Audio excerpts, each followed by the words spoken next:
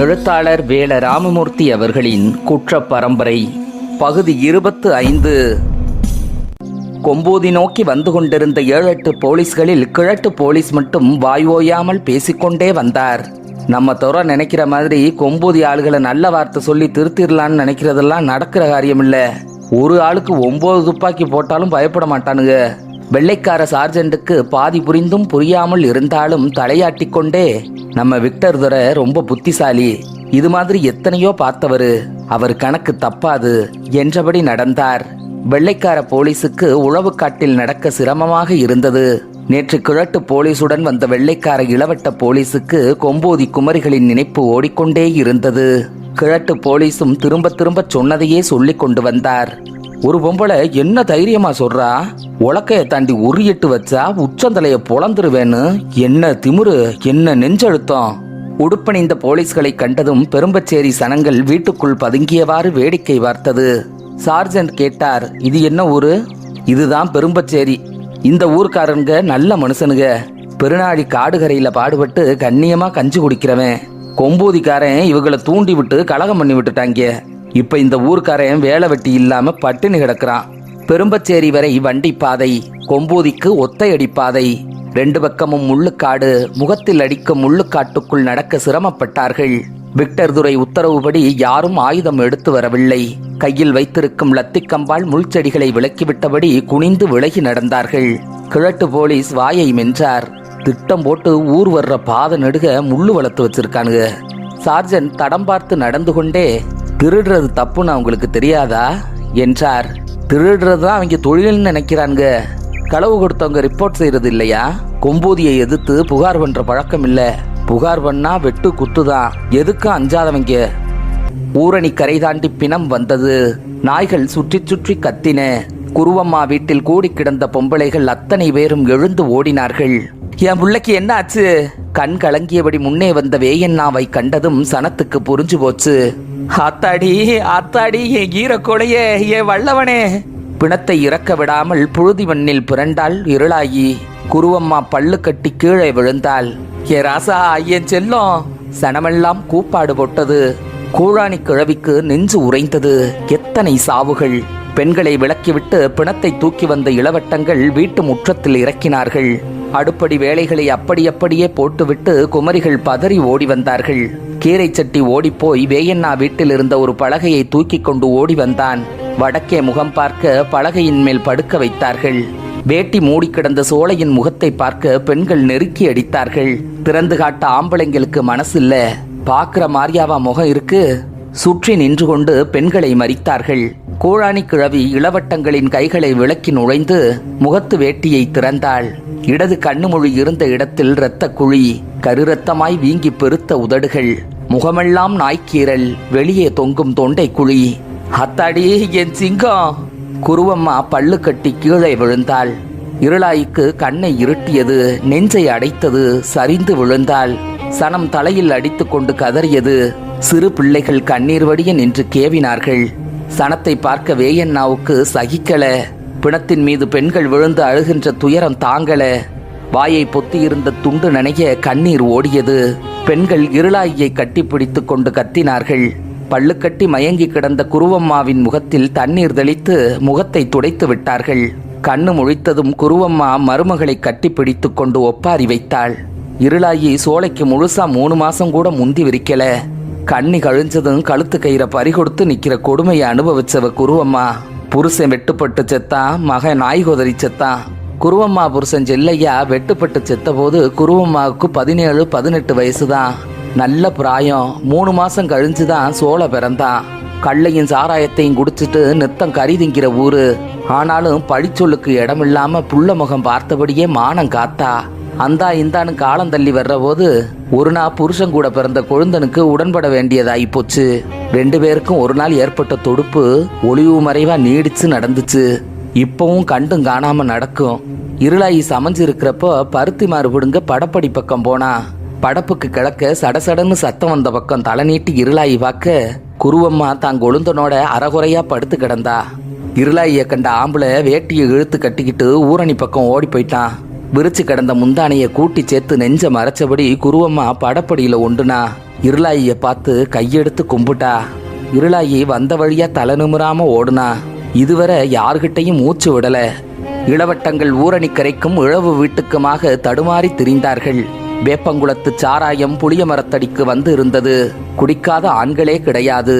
பணத்தை வெகு நேரம் போட்டு வச்சிருக்க முடியாது, ரொம்பவும் சேதாரமாயிப்போச்சு, சுருக்க அடக்கம் பண்ணிடணும்.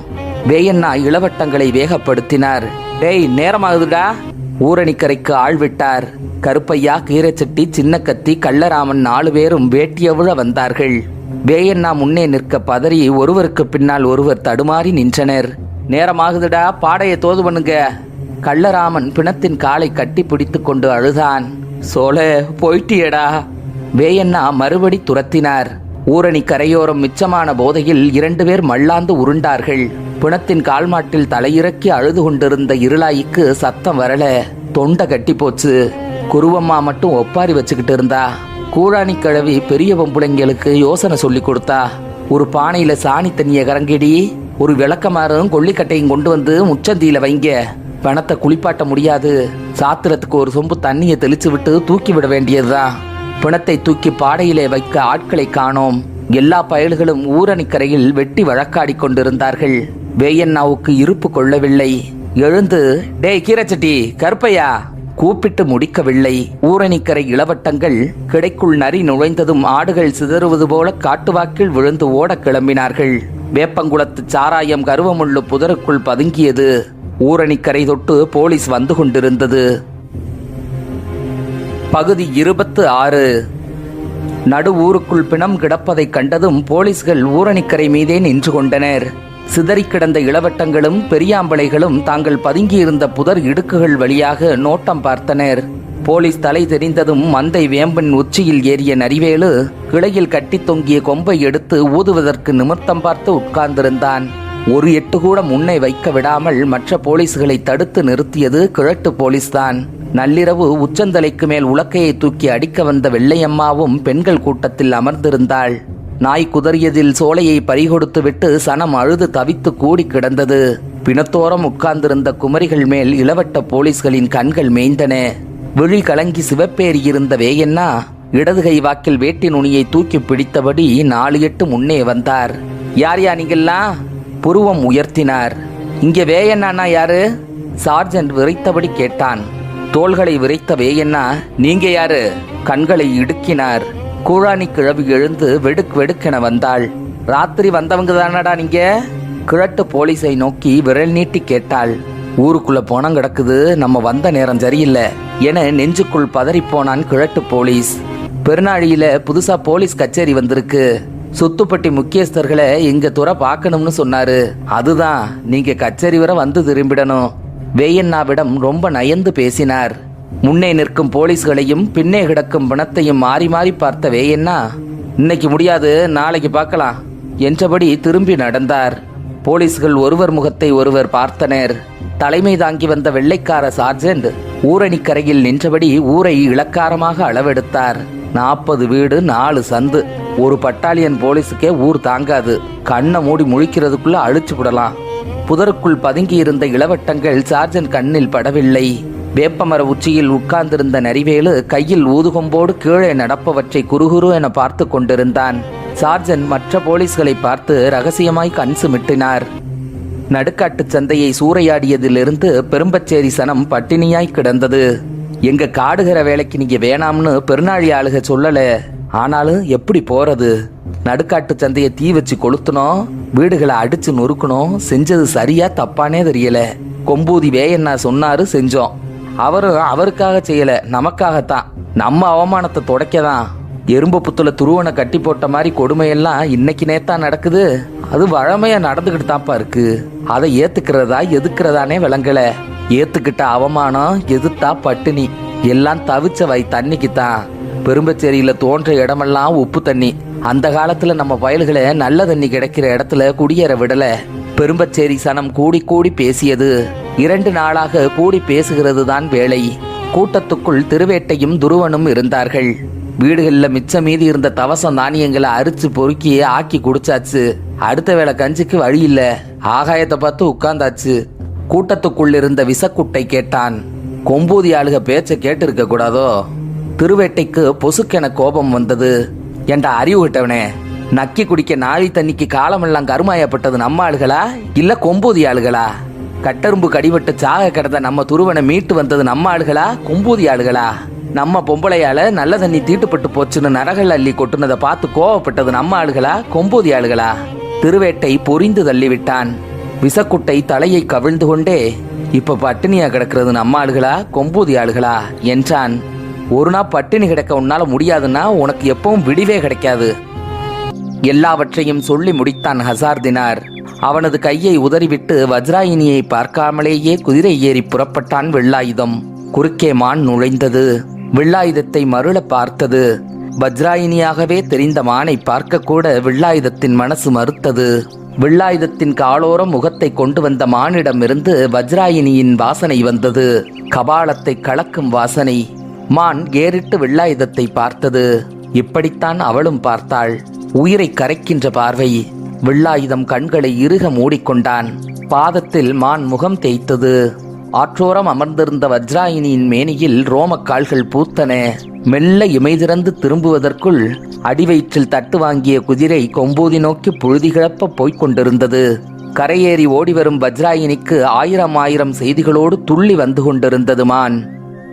பாழடைந்த மணியக்காரன் வீடு முகம் மாறி குணம் மாறி இருந்தது. நிறை உடுப்போடு போலீஸ்காரர்கள் உலாவி திரிந்தார்கள். விக்டர் துரையும் வெள்ளைக்கார சார்ஜென்டும் தனித்த ஆலோசனையில் இருந்தார்கள். கொம்பூதி விவகாரத்தில் கிழட்டு போலீஸ் தான் துருப்புச் சீட்டாக இயங்கிக் கொண்டிருந்தார்.